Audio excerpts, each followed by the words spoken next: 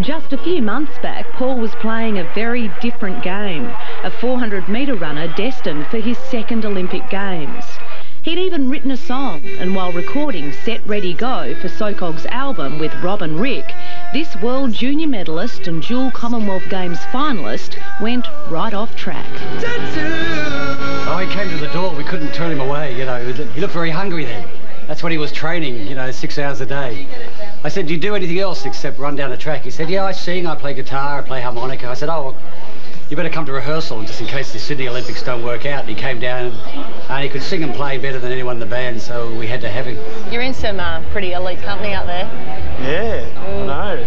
It took me literally months to get over, like, when I first met Rob, working with the SOCOG thing, just when I first met, I was like, yeah, Rob Hurst. It's like, and same with Rick, and like, I've listened to those guys all the time through growing up. I'm sure I used to use the Oils and the Gurus as psych-up songs for when I was running. He was 13 when he started competing. He was also 13 when he joined a band. Sport always came first. It had to, if Paul wanted to succeed at the highest level. But all that changed in February this year. I just wasn't enjoying it as much. I just wasn't getting the buzz out of it that I used to get.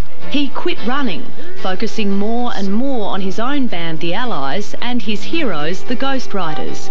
Tonight's only his second gig. Are you nervous? A little bit. not like sick in the guts like you did for 400.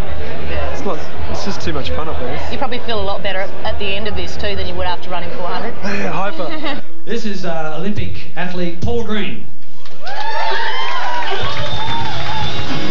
We could have a moment, we could have a chance, we could have a moment, make another chance. Finally free of an Olympic burden, which began 4 years ago. In the best form of his career, Paul failed to fulfil his goals in Atlanta. He ran the relay and the second round of the 400, but it simply wasn't enough.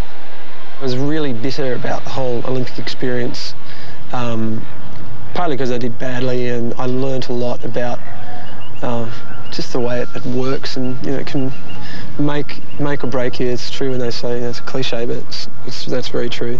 I think anyone that's been to an Olympic Games will understand the downer you get afterwards, and it's something that athletes should really be prepared for, I think, because I think it actually really affected a lot of athletes from Atlanta quite badly. He stopped running for more than a year, returning in 1998 for the domestic season.